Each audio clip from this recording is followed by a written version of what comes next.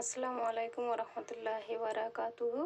বন্ধুরা, আজকে আমি চিকেন কষা করে দেখাবো।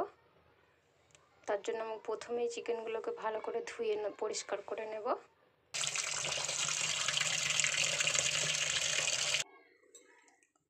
চিকেনগুলোকে পরিষ্কার করে ধুয়ে নিয়েছি এবং ততক্ষণ পানি ঝরাতে দেব।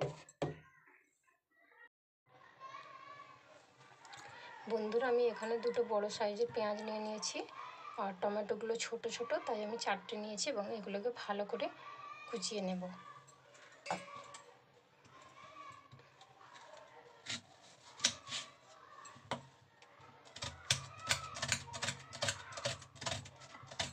পেঁয়াজগুলোকে ভালোভাবে কুটিয়ে নেওয়ার পর আমি আদা রসুনের পেস্টটা করে নেব। টমেটোগুলো কুচিয়ে নেব। বন্ধুরা, আমি এবার এই আদা রসুন আর টমেটো একসঙ্গে গ্রাইন্ডারে গ্রেড করে নেব। বন্ধুরা, আমার পেঁয়াজগুলো কুচানো হয়ে গেছে। এবার আমি এখানে আদা রসুন আর টমেটো নিয়েছি, এটিকে গ্রাইন্ড করে নেব মিক্সার সাহায্যে। আমি এবার কড়াইতে তেল দিয়ে নেব।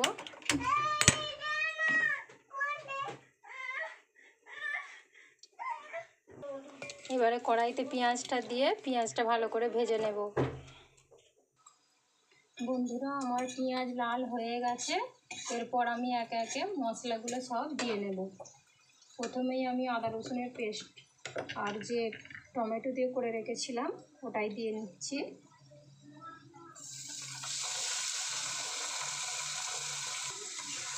বন্ধুরা, এবার আমি সমস্ত মশলাগুলো এক এক করে দিয়ে দেব। প্রথমেই দিয়ে দিচ্ছি একটু নুন, কারণ আমি আগে থেকে নুন দিয়েছি পেঁয়াজে। তারপরে দিয়ে দেব হলুদ গুঁড়ো,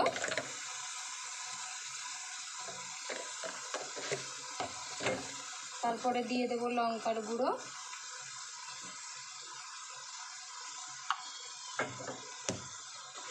তারপরে দিলাম ধনের গুঁড়ো।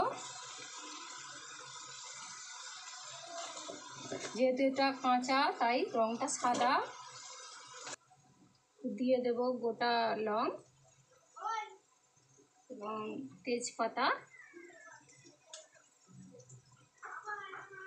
দিয়ে দেব গোটা লঙ্কা। এটা অপশনাল, তোমরা দিতেও পারো নাও পারো। এইবারে আমি মশলাগুলো ভালোভাবে কষিয়ে নেব। ততক্ষণ পর্যন্ত নাড়তে থাকবো যতক্ষণ না কড়াই থেকে তেলটা ছেড়ে দেয়। বন্ধুরা, এবার আমি সমস্ত মশলাগুলোকে একসঙ্গে ভালোভাবে গ্যাসের ফ্লেমটাকে জোরে দিয়ে আমি ভালো করে কষিয়ে নেব যতক্ষণ না তেলটা পুরো ভালোভাবে ছেড়ে দেয় কড়াই থেকে। ভালোভাবে এটাকে আমি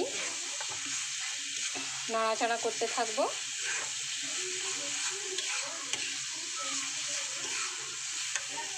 বন্ধুরা, দেখতেই পাচ্ছ মশলাটা আমার ভালোভাবে কষে নেওয়া হয়ে গেছে। এরপর এর মধ্যে আমি চিকেনগুলোকে দিয়ে নেব। এরপর আমি আবারও ভালোভাবে সব মশলাগুলোর সঙ্গে চিকেনটাকে ভালো করে কষে নেব।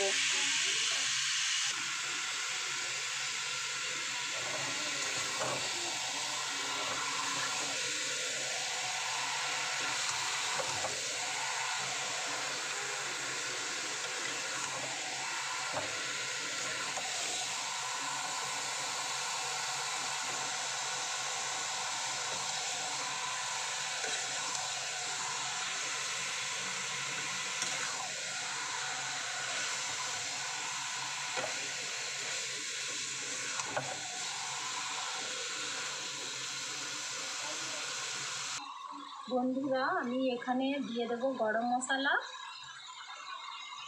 গরম মশলা দিয়ে আমি আরও একবার ভালোভাবে নেড়ে চেড়ে নেব।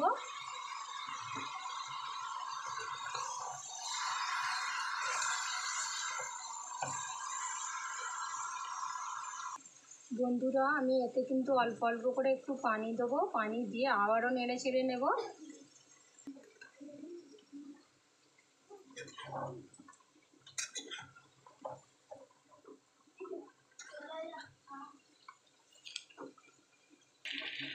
বন্ধুরা, বন্ধুরা, আমার এখানে কিন্তু চিকেনগুলো একদম ভালোভাবে কষে নেওয়া হয়ে গেছে। এইবারে আমি এতে পানি দিয়ে আধ ঘন্টার মতো ফোটাতে দেব।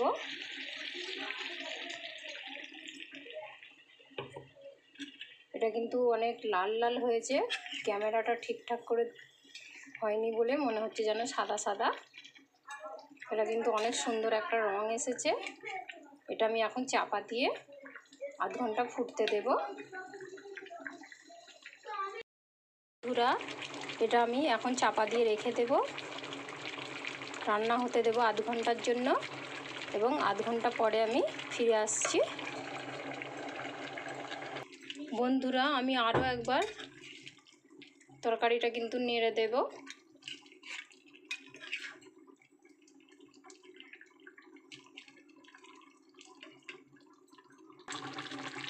বন্ধুরা, আমি এখন এতে একটু চিনি দিয়ে দেব।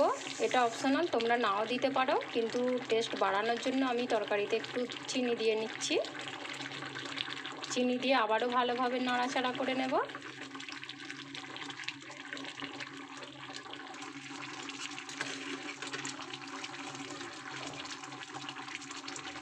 নাড়া দিয়ে আমি কিন্তু 15 মিনিট রেখেছিলাম, আবারও 15 মিনিটের জন্য তরকারিটা সিদ্ধ হতে দেব। বন্ধুরা, তরকারিটা আমার হয়েই এসেছে, তাই আমি এখন উপর থেকে একটু ছড়িয়ে দেব চিকেন মশলা।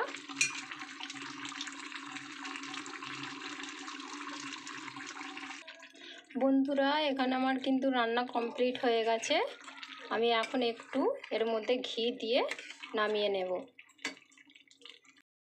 বন্ধুরা, আমার রান্না কমপ্লিট, এবার কিন্তু খাবার পালা। আর আমার রেসিপি যদি ভালো লাগে তাহলে লাইক কমেন্ট শেয়ার করবে, আর আমার চ্যানেলে যদি প্রথম হয়ে থাকো তাহলে সাবস্ক্রাইব করে নেবে, যাতে করে নেক্সট রেসিপি যখন ছাড়বো তোমরা সবার আগে দেখে নিতে পারবে। বন্ধুরা, এতদিন কিন্তু আমার চ্যানেলে 3 জনকে দেখেছিলে। এটা হচ্ছে আমার ভাগনা, আমার ছোট ননদের ছেলে, আমাদের বাড়িতে বেড়াতে এসেছে। তো আজকে থেকে আমাদের সঙ্গেই থাকবে।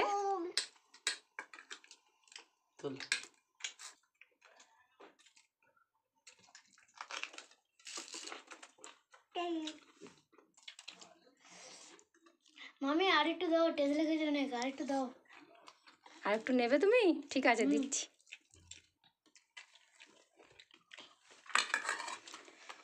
তো আজ তুমি নেবে? হ্যাঁ, নাও।